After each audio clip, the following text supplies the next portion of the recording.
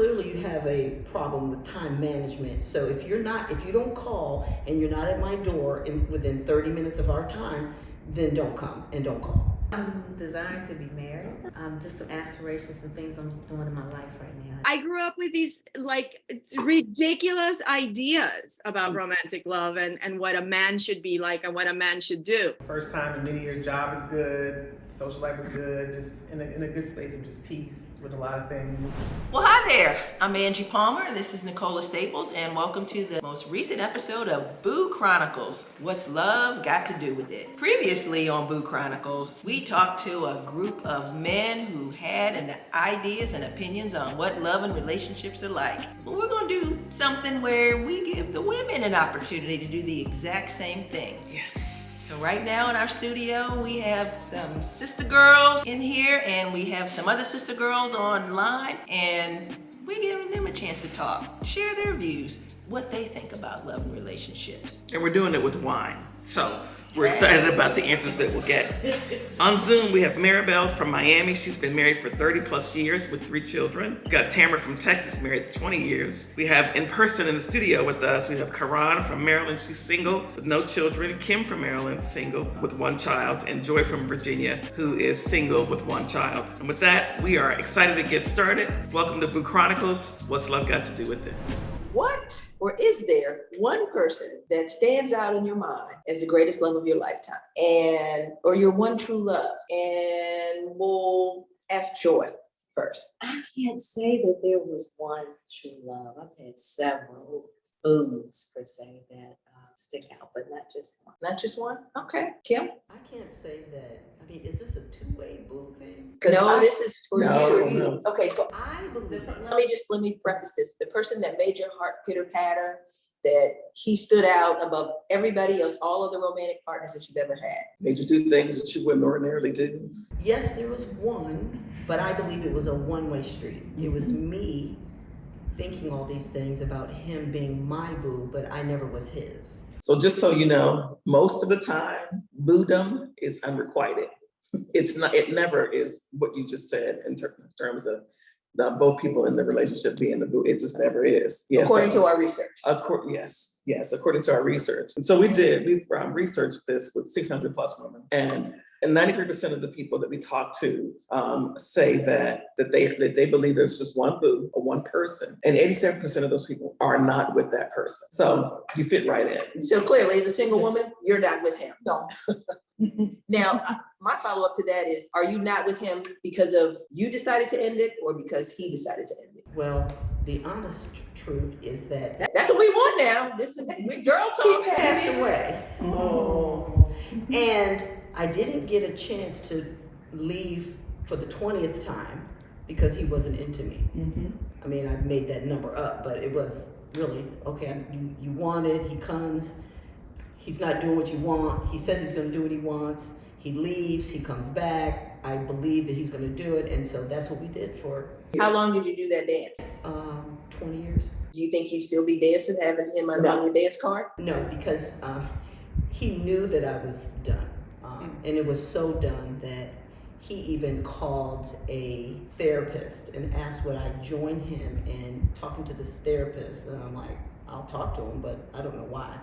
So, and then a few months later, he was gone. Wow. So that's interesting though, because in the same way that you spent 20 years of your life with him, he spent 20 years of his life with you. And so you are convinced that you were not his boo? Yeah, because he had other boos. And did you know about them while you guys were? I knew early, like in the first year, that there was someone he was seeing when he met me, but he claimed that he was not seeing her anymore. But I have since found out from his daughter, who calls me and says that yes, he's still seeing her. But we went to Egypt, we went on trips. He came to my mother's memorial. I was in the limo car with his family when his dad passed. So I really couldn't, when and where and how, I couldn't figure it out.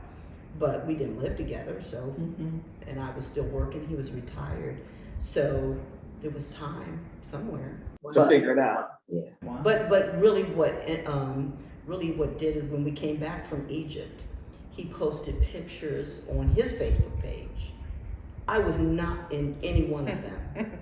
And I was on the same trip and I posted pictures and he was in them. So I asked him, I said, well, why am I not in any of your pictures on Facebook?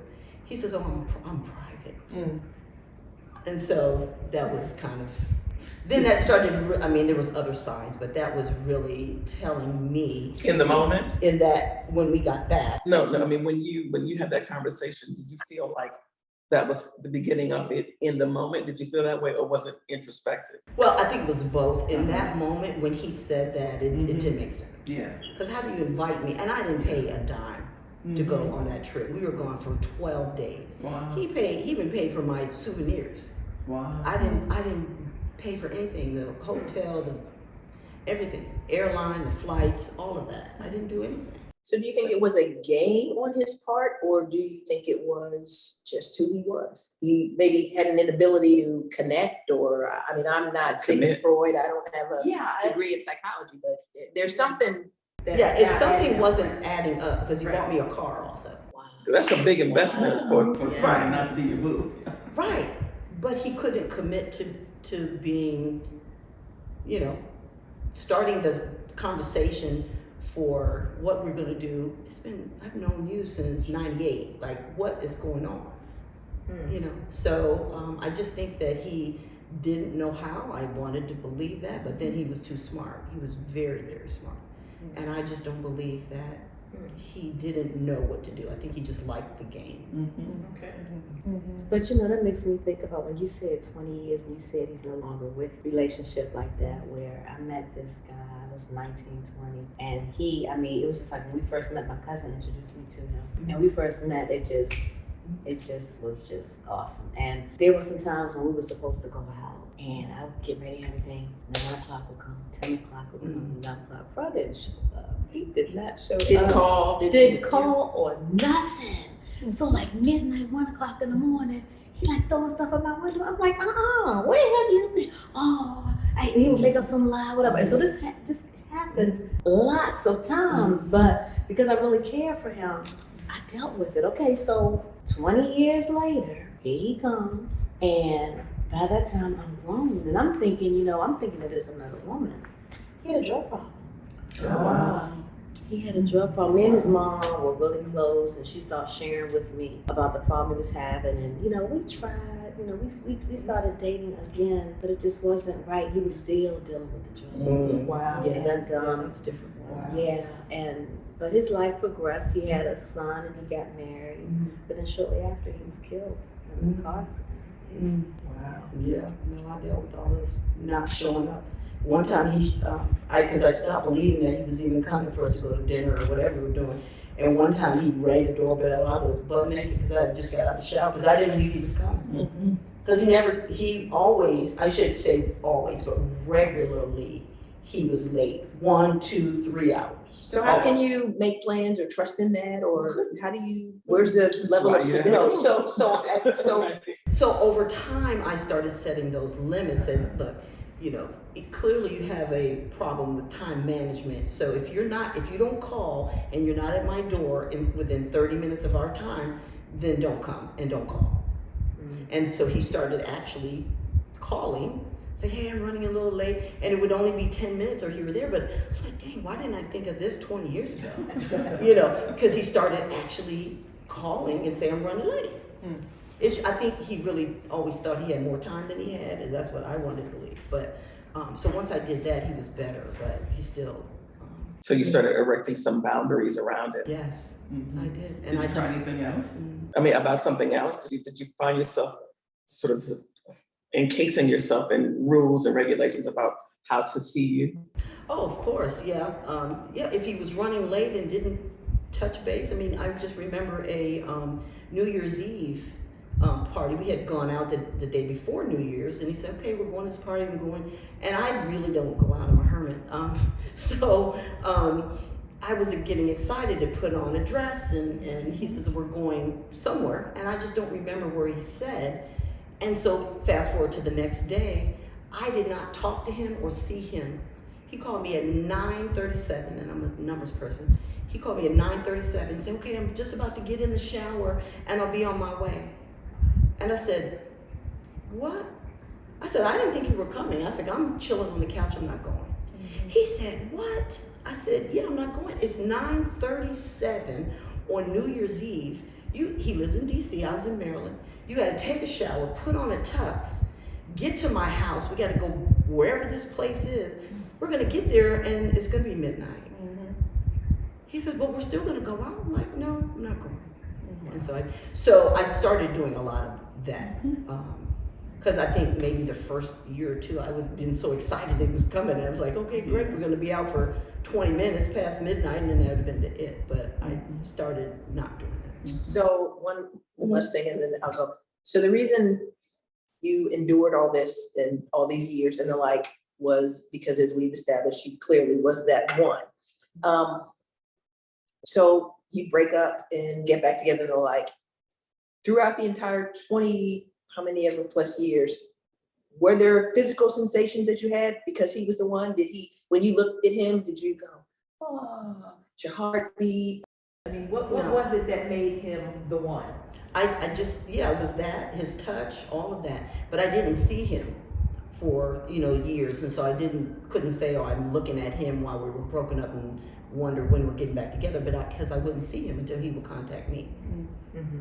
And he was also in a dive club with my cousin. Mm-hmm. And so when I would see my cousin regularly, she would say, hey, Kim, so-and-so asked about you. And, he says hi.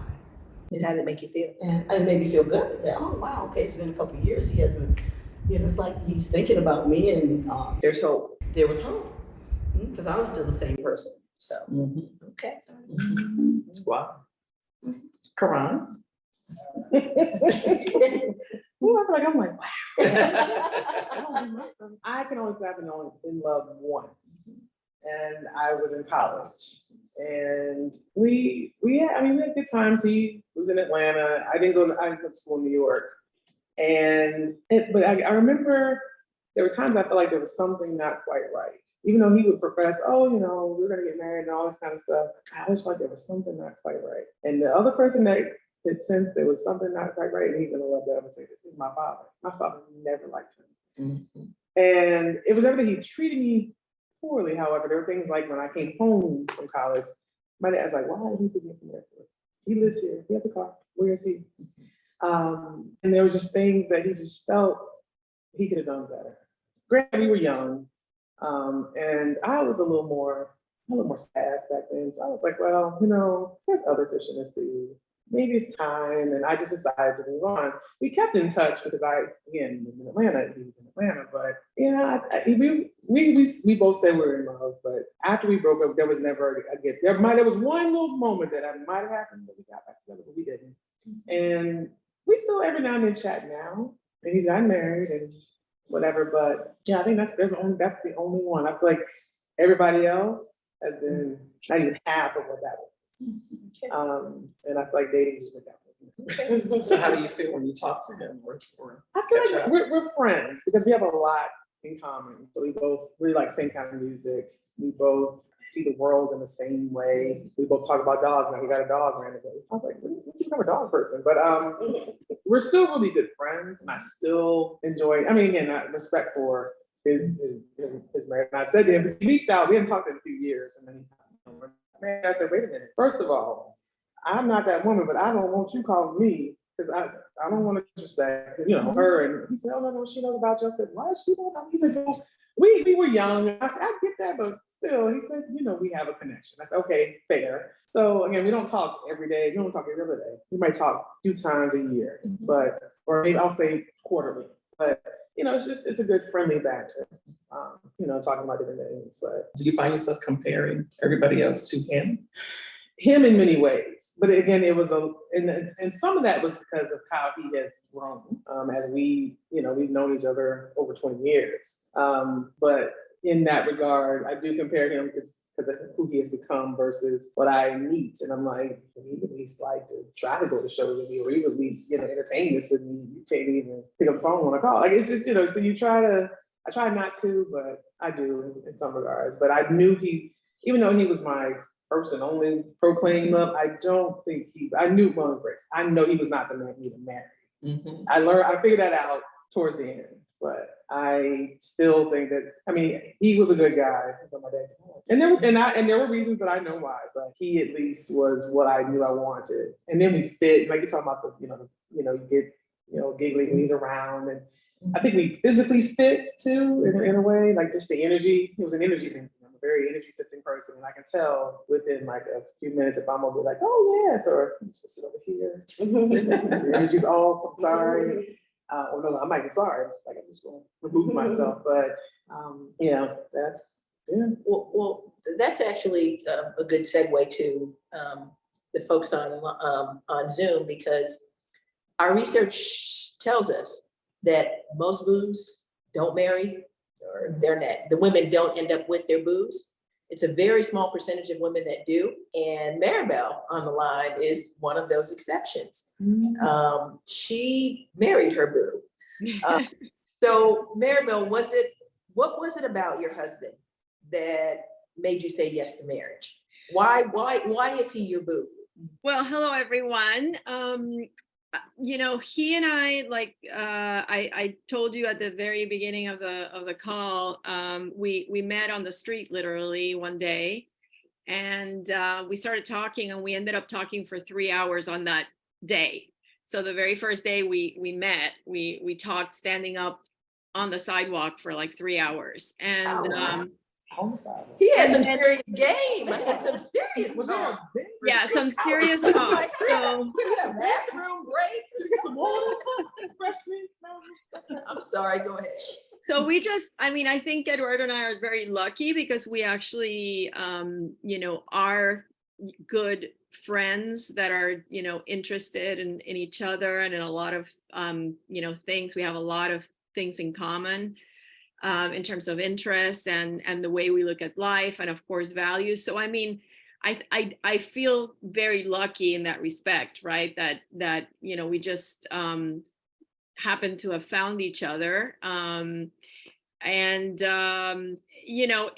it doesn't mean that everything is perfect. And I think that listening to the ladies that just were telling their stories about these heartthrobs that kind of broke their heart gradually over time. One of the things that I think has made our marriage last so long is that we outgrew that sort of romantic sort of like myth, that you want to always have like take center stage. I mean, if when you end up choosing to marry or to get together with a lifetime partner, I think that life sets in, reality sets in, and then it's all about how you act for each other, and how much you're there for each other, and how much you show up, and basically the things you do. And I would say even before you get married, I think that the things that people do are so much more meaningful than the things that people say they do or will do. Mm-hmm. And so, in that respect, I became a very practical person over time. I used to be like when I was young, and Angie, maybe even when you met me, I was very, very romantic. I don't know if you remember, Eduardo was traveling all over the place. He, so the first part of my marriage was kind of a very lonely time because Eduardo had a job that, where he traveled all the time. And it was the time, as you know, where there were no cell phones, calling long distance was expensive. So, I had to quickly adjust to the reality that, he was there, he was in my life, he was my boo, he was my husband, but it wasn't like I was seeing him every day. I wasn't sleeping with him every night, so I quickly, I think overcame that obsession with romantic love and really started to build, something that was much more pragmatic and much more realistic, and then testing that and seeing, okay, well, when you come back, how are you? And, what kinds of, I mean, do we fit together back again? And, and it was a long process. And I will tell you, we have been married 36 years. It'll be 36 years in July, but we've gone through a number of, significant crises and moments when we both, I think, have felt like it's over. And we've managed to, sort of bounce back from those moments, because again, it goes back to the fundamentals. I think that the fundamentals are just so crucial. And one of the things that I think happens in romantic love is that people are obsessed with a lot of stuff that is very, superficial, and not so much with the stuff that is, downright like fundamental and sort of valuable. And so that's my 2 cents worth. But I think in the end, we both have found in each other a person that we can really partner up with, to go through life and to overcome obstacles together with, to have objectives to meet together. And in the end, I think it really is, it boils down to those things, much more than that whatever shows up in movies, you know what I mean? Like, Yeah. I mean, Eduardo has never brought me flowers, ever, ever. Well, have you wanted flowers? That's not the kind of guy he is, that's not his, he's not caught up in those kinds of things that are I think we all grew up, especially women, we all grow up with these, fairy tale ideas, because the media and, all the stuff that we hear, we're brought up like that. I mean, I grew up in Puerto Rico, telenovela land, right? So I grew up with these like ridiculous ideas about romantic love and what a man should be like and what a man should do. And my husband doesn't fit that description whatsoever. He's a super pragmatic guy. But then I remember when we were first dating, like when we had just met, and I had a very tiny studio here in Miami, actually, because we met here in Miami. I had a tiny studio, and my tiny studio had a tiny refrigerator, and it was those refrigerators that all the ice would build up in the little freezer, and it wouldn't close anymore. And so one night, one day I had to get my measles vaccine or a measles booster vaccine. And I got it, and it made me super sick. So I got a fever, and I was like lying in bed, and the refrigerator had just built up enough ice that we couldn't close it. Oh, no. So Eduardo, saw that I was there all sick, and he picked up, and started cleaning up the refrigerator and, did what he had to do.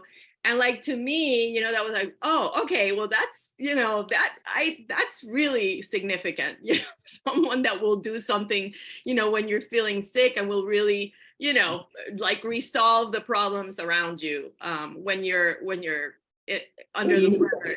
Yeah. Yeah, that's part of the love language, is acts of service. Yeah. So that's exciting to hear you share that. Thank you so much for that. And we'll circle back, because we have a interesting question about the fundamentals that you talked about earlier. So we'll circle back to that, but I wanted to get Tamara in to talk a little bit about your experience. You've been married to your husband for 20 years. Can you tell us a little bit about how you guys met? And I'm just assuming, you tell me if I'm wrong, on national TV. The answer is yes. That he is your boo. Yeah, he's my boo, but it's so interesting hearing the other stories. It's not what I thought boo would be. And I think what I mean by that is, well, I know what I mean by that is sort of that passion, that romance, that idea of, oh, I can't live without this person, that devastating feeling that you have.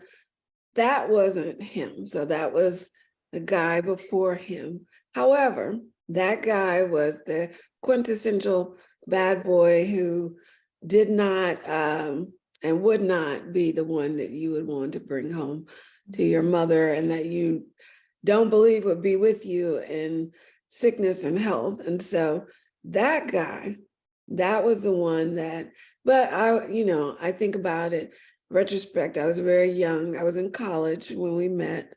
And so for me, it could have been just the whole, my young mind thinking this is what it was supposed to be. But it was definitely, I listened to the stories of the other ladies. He was definitely not a reliable person. He was the story about just him saying we would do something and then not showing up for a while. That was my story too with him.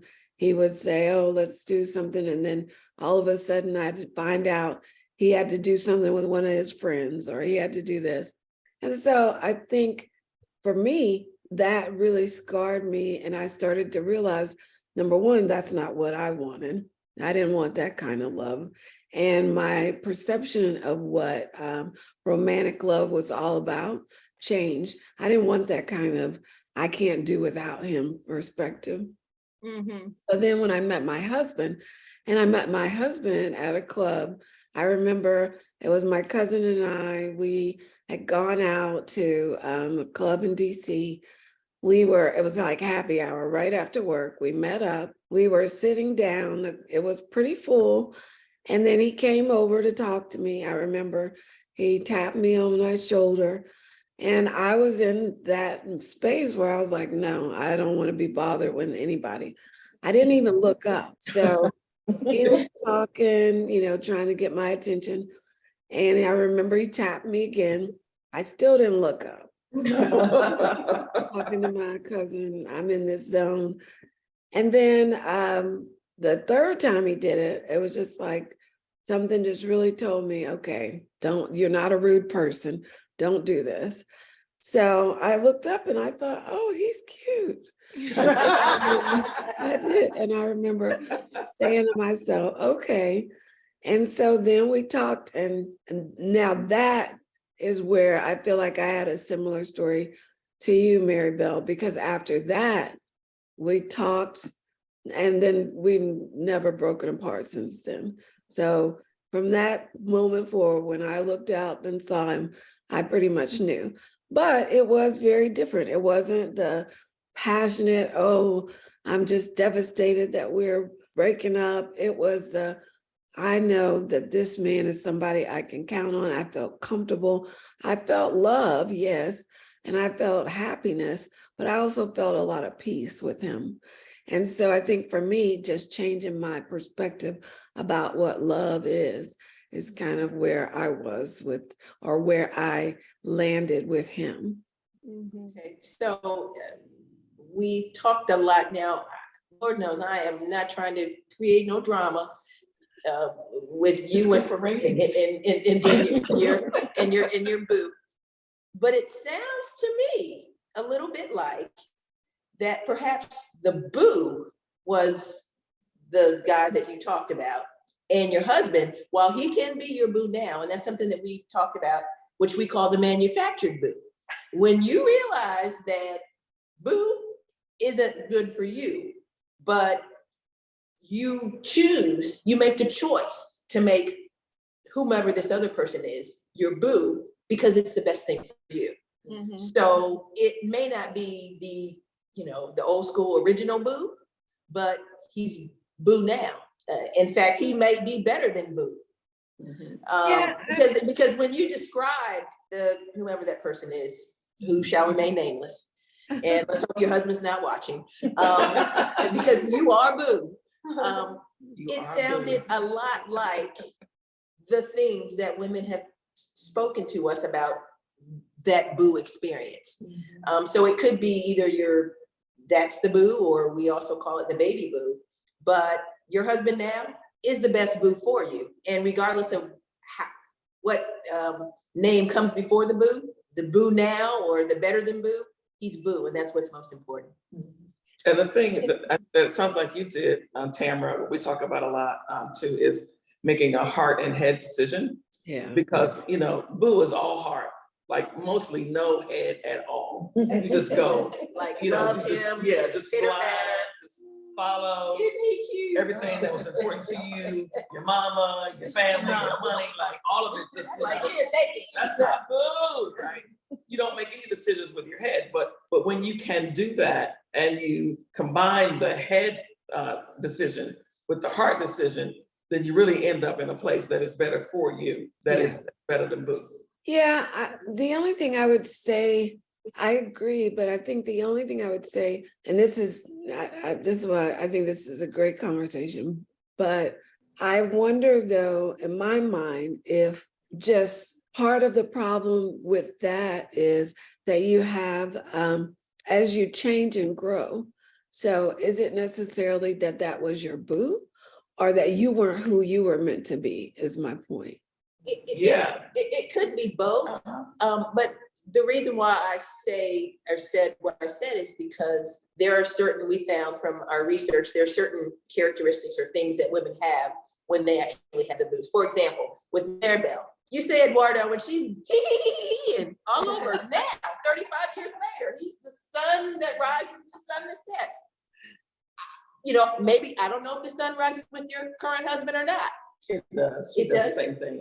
She does the same thing. That's Okay, right. okay. Yeah. So I don't know you, so that's why. Yeah, I do. I mean, I think, and Nicole and I have had conversations about this. Again, with him, it's not, it's not always perfect, obviously. But I'm always happy when he comes home. I'll say that. So there's never been a time when he's come through the door where I'm not happy about it. Okay. Well, I stand corrected. You're with Boo. You two are one of the very small minority of women, and we happen to have you guys on because your stories are not common. And so that's a great thing. To you guys here, the single women, now that you guys are over 40, are you looking for love and marriage or companionship at this point? And whomever wants to jump in can jump in. I don't want to put anybody on the spot. They got quiet. These are talking to women. It might depend on the day of the week. I mean, like what day is it? Yeah, well, the word looking, like, Or would you be more interested in love and marriage if you met Joe? I would prefer whomever to be the life partner. I don't ever really feel like I have to be married again. But if he was the loyal guy, the partner guy, that loving guy, I would consider it. But at this point, I'm not really looking for love and marriage for the rest of my years. I would like the one. But you wouldn't be opposed to marriage. I would not be opposed to it, but it's not like. But you're not looking for marriage. You don't want to. You're not finding. Yeah, no, I'm content. You're good. Yeah. Okay, Joy? well, I would say I want all three. All Yes, right. I'm designed to be married. Just some aspirations and things I'm doing in my life right now. I need to be married. And so, yeah, I'm looking for. Can you speak up a little bit? I'm looking for that person who is, character is big with me. Man of his word, he's integral. He's a people person, because I'm ministry and I'm out in the community, so I have a lot of love for people, and that's what I've been called to do. So someone that we're on the same page, going in the same direction, and he's that good leader, he's that good head, that we're on the same page. That's awesome. Okay, correct. I think I'm somewhere in the middle because I'm content with life right now. For first time in many years, job is good, social life is good, just in a good space of just peace with a lot of things. Desire, but I do want and desire. How you get there is probably the part that I don't want to do. It's probably what I'm not interested in, but I do desire a partner that can go on this journey with me. I don't want to fix her upper. I don't want a project. I don't. I want you to be certain enough in yourself that we are moving together. Whether it be you doing your thing, I'm doing mine. But I don't want somebody to try to pull me back, because we were having a conversation over here. Some people want me to mute myself, silence myself in terms of I'm progressing along. But I do desire companionship. I would like to be, I would love something like that. I would love to be married, but I think I'm somewhere in between. I'm not necessarily like I'm interested in whatever is for me, but am I aggressively looking? No. Am I okay? I'm interested. I'm somewhere in between there, but I do desire somewhere in between what you all are sharing. And just to add to what you were saying, someone who's whole and complete within themselves, Amen. they're confident. Amen. And so it's just like a definition that I use is someone who's suitable, adaptable, and complementary. Complimentary. So when we come together, we complement each Mhm. other. And it's not where, I had a situation with my daughter's father, where you going, why you gotta do that? I'm a people person, and you gotta trust me. Mhm. You have to be confident within yourself. And so when I'm going out and doing something, when you're going out and doing something, when we show up together, you Right. know what I'm saying? Right. That's a power couple. People that, we're on the same team, we're moving in the same direction, and we have purpose. Mm-hmm. It's that wholeness that you brought up, and that has been the frustration that I've dealt with. Is I'm meeting men that are, for lack of better terms, damaged, and I don't know why people like to project on me their traumas and their issues, but I want you to be whole in yourself. I'm fine with myself. I'm in a good space. I'm in a great space, happy, everything. But don't try to bring me down because you are going through some things and you are unhappy with the space that you're in, and your confidence is not what it needs to be to date. Maybe you should go and work that out first. Yeah. Get off the apps, please. So don't come out to these settings. We'll talk about definitely my preference is that you be whole in yourself and able. People say you need to work on yourself. Go do the work. Yeah, they got an out of order. Go do you, boo. Go get some adult coloring books and work that out. Go Meditate. Go get some incense. Whatever you need to do to Call get Dr. Spot, whatever right. you need. Go find it. So let me ask you then, you kind of touched on it a little bit, but ladies, what's been your experience, if any, with online dating? I said trash. Oh, excuse me? Yeah, Say that again? Trash. Trash. Trash. Okay, elaborate. So here's the thing. You get home at whatever part of the day, and you may have dinner, you may have gone out, whatever. Then you're gonna pick up your phone and sit there and swipe based on superficial factors. Nobody ever feels like these profiles are anything meaningful. A lot of them say overly perverted or inappropriate things. Overly? Yes. Okay. There's some profiles that are On the profiles, they put that stuff. Okay, all right. I've screenshot some of them because I send them out to my friends that are going through the same thing. But there's you have to try to weed through who wrote something meaningful, and then you finally get the swipe and somebody, and this some of them are you swipe and they respond, or you just swipe and the chat opens or whatever. Then they don't respond. Mm-hmm. And I don't usually open with hey. I say so. I'll try to pick up something on the profile. No response. No response. It's like, so why did you swipe in the first place if you weren't going to chat? And they'll say in the profiles, well, I'm not interested in chatting. I want somebody that's going to talk to me, and then they don't say anything. And at the end of the day, that's the last thing I want to do. It's the last thing I want to do. I've been in front of a computer all day. I've been presenting. I teach part-time. I want to go home and just decompress and watch whatever on Netflix. But swiping and trying to, it's like another job. Mm-hmm. It's like another job. And then it's just exhausting because you just put energy, you're reading, you're like, okay, he seems nice, and he doesn't say anything. Or he may say one thing, maybe two things, and that's it. I remember a guy, it actually cracked me up because we may have matched on like a Thursday night, and he said, hey, I said, hey, and he may have asked a question, and I may have responded the next morning because by the time I went to bed, and I said, oh, good morning, something. His next message back to me, again, they hadn't even 12 hours of communication. He said, well, your messages are too short. You're not interested. I was like, hello, I'm good. I'm good, good morning. Your messages are too short. Like, you're not interested. And I was like, what is wrong? I don't know. And so I have friends that have gotten married from online, and that's the way. But I can't get anybody to even just respond. You like my picture, but when I try to just have a simple conversation, you don't say anything. Mm-hmm. It's exhausting, and I just don't have the desire to sit there and do this. I miss dating him when I was younger. It was easier to go out and be in the grocery store, Trader Joe's, on U Street. It was a lot easier, just to people a little bit more open, I guess. I don't know what exactly. I mean, I think social media is a blessing and a curse. I don't think that people are communicating and open to communicate the same way. Okay. I love my it's trash. Either two.